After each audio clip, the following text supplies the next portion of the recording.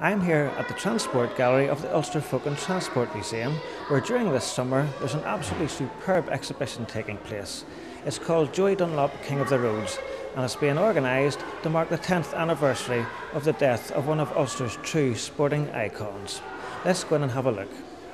Well, it was coming up to the 10th anniversary of Joey's death, and we were talking to Stephen Watson from the telly, and he was very keen that something should be done to commemorate the event. And Stephen introduced me to Joey's widow, Linda, and Linda and her son Gary particularly were very, very helpful in giving us background information and lending us all the objects here in the exhibition. So, and tell us a little bit, just walk us through some of the fantastic artefacts that you do have here. Well, we have a lovely collection of a number of Joey's TT trophies. Linda also very kindly lent us Joey's MBE and OBE, which have, as far as I know, never been seen in public before. We have one of his trademark yellow Ari helmets, and also the first trophy Joey ever won on a Suzuki in 1972. And you've got some of his bikes here. You couldn't have an exhibition about Joey Dunlop without some of the fantastic motorcycles that he did ride to great victories. Yeah, yes, the family have about half a dozen of Joey's bikes still, and a couple of them normally hang up on chains in the pub in Ballymoney down by the railway station, but they were able to lend us 3 for the exhibition, and we're very pleased about that. We also have 10 sets of Joey's racing leathers, including one of his very, very early ones, the green ones with Joe embroidered on the label, and I was really pleased to get those. We have an early black and white photograph of him wearing them as well. The other leathers have been used at various stages through his career, including some relatively modern ones. And another thing that was lent to us by Linda Dunlop, and it means a lot to her, was a painting created by Ross Wilson and Carol Kane, using the dried up flowers from the tributes at Joey's graveside, and made into sort of a montage, and that normally hangs in Linda's hall and at their home in Ballymoney. And the exhibition's been open now for a number of weeks, and it's going to continue until the end of September thereabouts. Just what reaction have you had from people coming in to see it? It has been very popular, particularly this week in early July here, but it has been a good steady flow of people since the Northwest.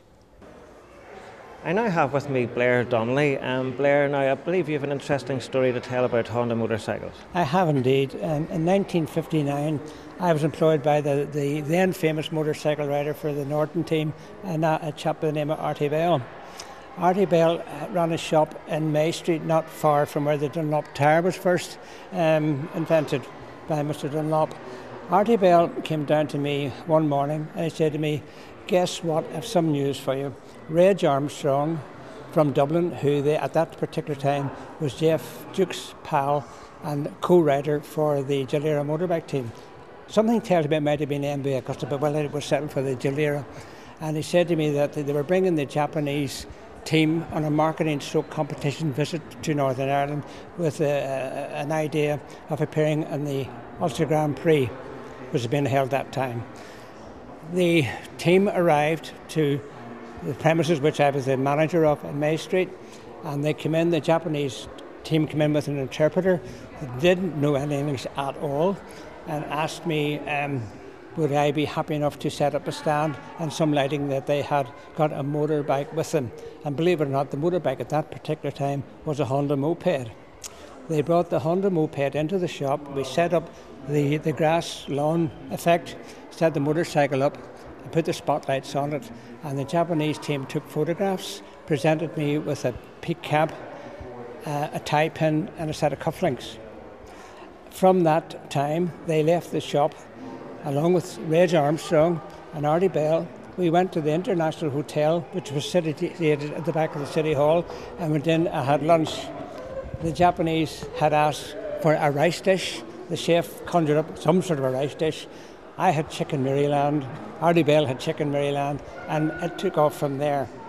No sooner had they came back to the shop, put their various bits of bundling and advertising material up, and the first thing that struck me was that their motorcycles had a square headlamp.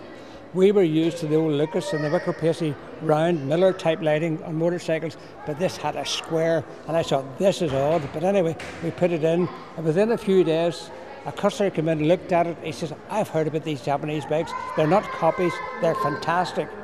So he bought the bike, and the order was put through, and from then on I sold many Honda motorcycles. They arrived in Northern Ireland in a packing case, and they came in bits for easy shipment. And a local guy called Noel Orr, who was a famous grass track rider and trials rider, he was a milkman in those days for the Co-op dairy. After he finished his milk round shift, he then appeared to the workshops, opened up the packing cases, and he duly assembled the Honda motorcycles. So every Honda motorcycle in those days was built from a kit form out of a packing case on 484 or 454 Woodstock Road, and that's how the Honda motorcycles started off in Northern Ireland. Fantastic story, and of course Joey Dunlop, he had a lot of success on Honda motorcycles. Yeah, Joey Dunlop was a fantastic ambassador, not only in the field of motorcycle racing for his charity work, but he was the king of the road, well named, and he could handle the Honda motorcycles. I ought to add earlier that Noel Orr, who had assembled them, stood in as a rider and rode several Hondas around Dundrod in the early days.